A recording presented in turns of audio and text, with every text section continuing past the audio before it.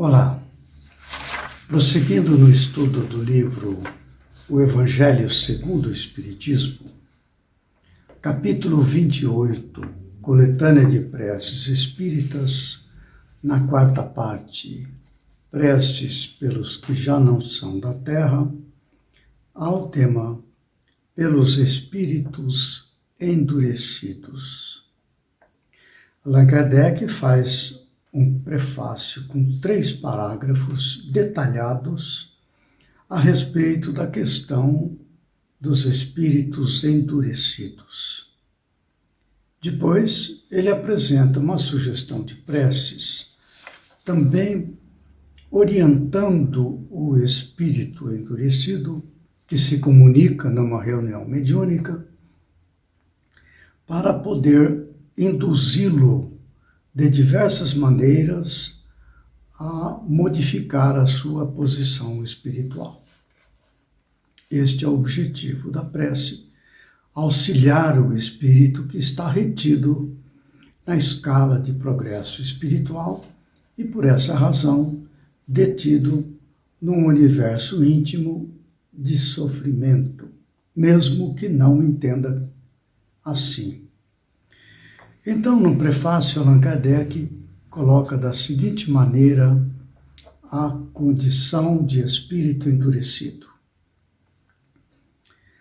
Os maus espíritos são aqueles que ainda não foram tocados de arrependimento,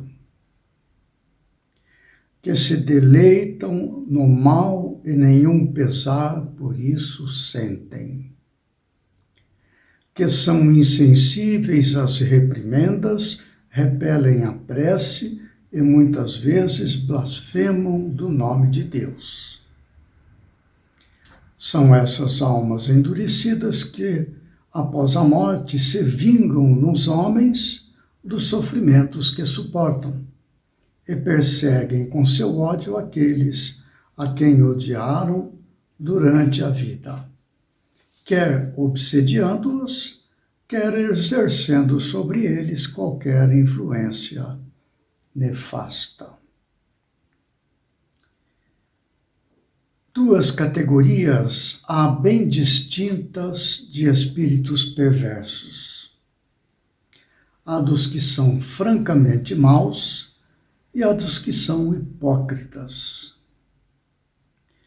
Infinitamente mais fácil é reconduzir ao bem os primeiros, os francamente maus,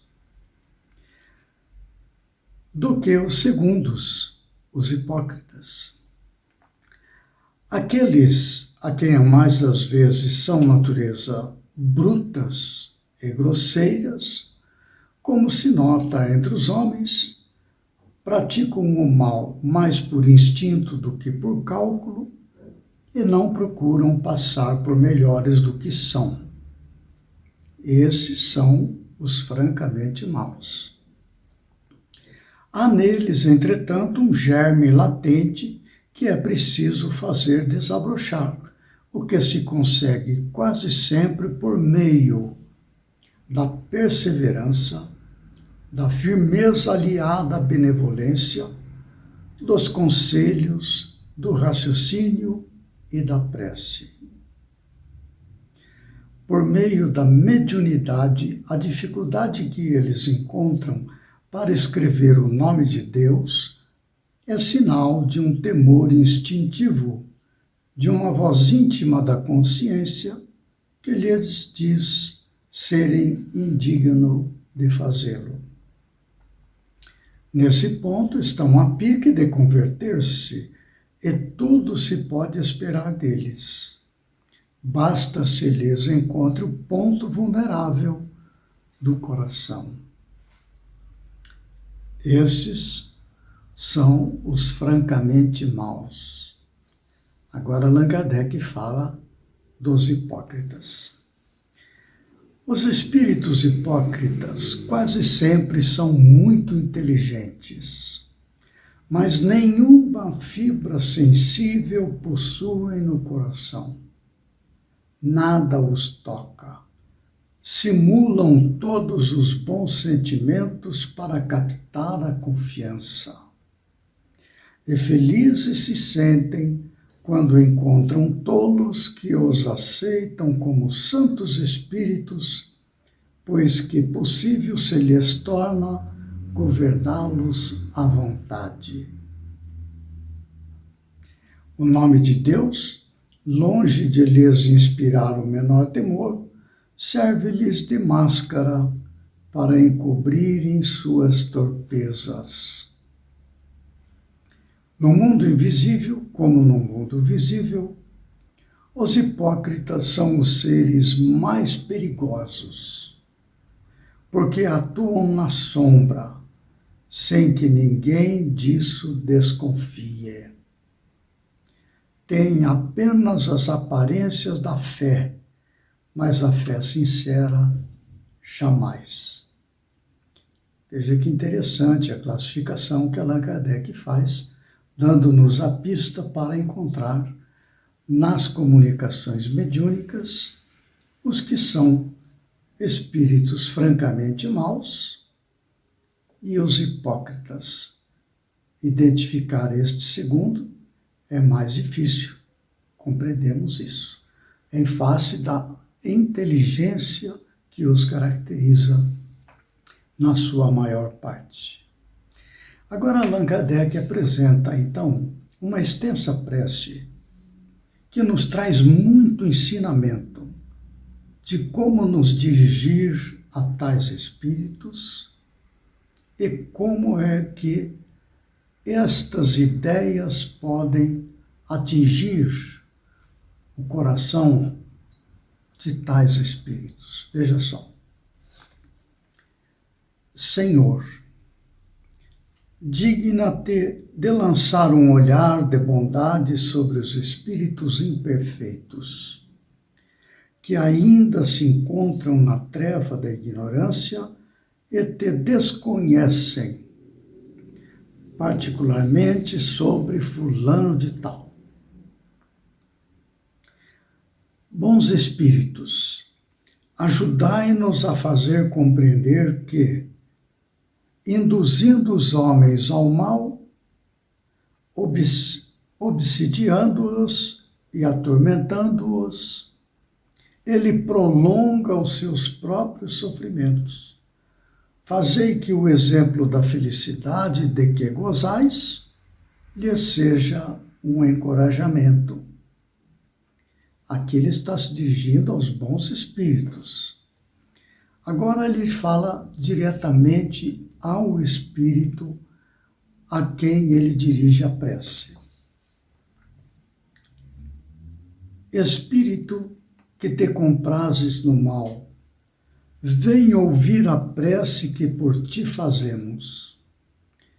Ela te há de provar que desejamos o teu bem, conquanto faças o mal. És desgraçado, pois que não se pode ser feliz fazendo o mal. Por que então te conservarás no sofrimento quando de ti depende evitá-lo? Olhe os bons espíritos que te cercam, vê quão ditosos são, e se te seria mais agradável fruir da mesma felicidade. Dirás que é impossível, porém nada é impossível àquele que quer, porquanto Deus te deu, como a todas as suas criaturas, a liberdade de escolher entre o bem e o mal, isto é, entre a felicidade e a desgraça. E ninguém se acha condenado a praticar o mal. Assim como tens vontade de fazê-lo, também podes ter a de fazer o bem e de ser feliz.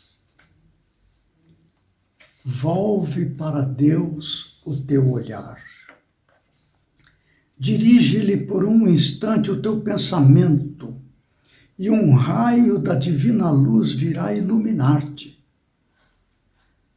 dize conosco estas simples palavras: meu Deus, eu me arrependo, perdoa-me.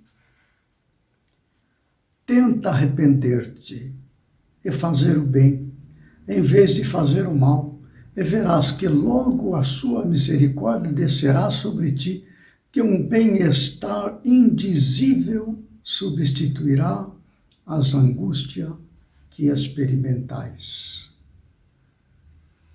Desde que hajas dado um passo no bom caminho, o resto deste te parecerá fácil de percorrer. Compreenderás então quanto tempo perdeste de felicidade por culpa tua. Mas um futuro radioso e pleno de esperança se abrirá diante de ti e te fará esquecer o teu miserável passado, prenhe de perturbação e de tortura morais, que seriam para ti o inferno se houvessem de durar eternamente. Dia virá em que essas torturas serão tais que, a qualquer preço, quererás fazê-las cessar. Porém, quanto mais te demorares, tanto mais difícil será isso. Não creias que permanecerás sempre no estado em que te achas. Não, que isso é impossível.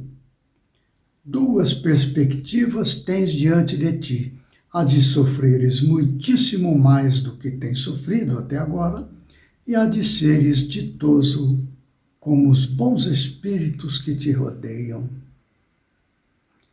A primeira será inevitável, se persistires na tua obstinação, quando um simples esforço da tua vontade bastará para te tirar da má situação em que te encontras. Apressa-te, pois, visto que cada dia de demora é um dia perdido para a tua felicidade. Bons espíritos, fazei que estas palavras ecoem nessa alma ainda atrasada, a fim de que a ajudem a aproximar-se de Deus. Nós vô-lo pedimos em nome de Jesus Cristo, que tão grande poder tinha sobre os maus espíritos.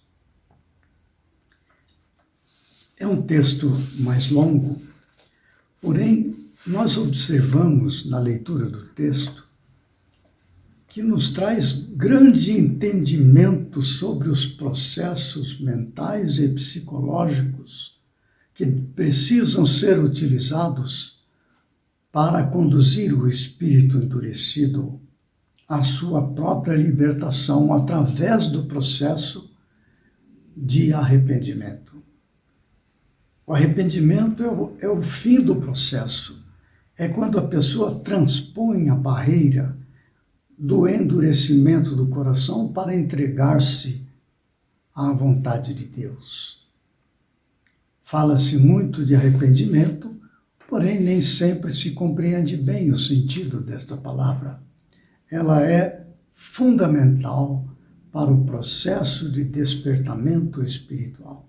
É quando a criatura deixa de obedecer exclusivamente aos seus propósitos pessoais e egoístas, para entregar-se aos cuidados de Deus, que se manifesta em nós através da consciência. É a transposição de uma etapa evolutiva onde predomina em nós a matéria, para iniciar numa nova etapa de progresso espiritual, onde então passa a predominar o espírito. Então a humildade já passa a fazer parte da estrutura íntima do ser. O arrependimento é esta transposição de posição evolutiva. Veja a importância disso, e por isso o cuidado de Allan Kardec de esclarecer detalhadamente o que significa um espírito endurecido quais os tipos de espíritos endurecidos e na prece como conduzir uma conversa com tais espíritos para ajudá-lo ou ajudá-los a transpor esta barreira, levando-o ao arrependimento. É extraordinário o ensinamento que estas sugestões de preces, os prefácios, as orientações, nos ensinam muito sobre a vida material e a vida espiritual. Aí está, portanto, nós deixamos esta leitura detalhada, cujo texto está disponível na descrição do vídeo, e que então nós concluímos com esta prece pelos espíritos endurecidos a quarta parte do capítulo 28, Coletânea de Preces Espíritas. No próximo vídeo, nós daremos início à quinta e última parte do capítulo 28, Coletânea de Preces Espíritas. E o tema da quinta parte é preces pelos doentes e pelos obsidiados. Esta é a quinta parte. Daremos início, portanto, prece pelos doentes.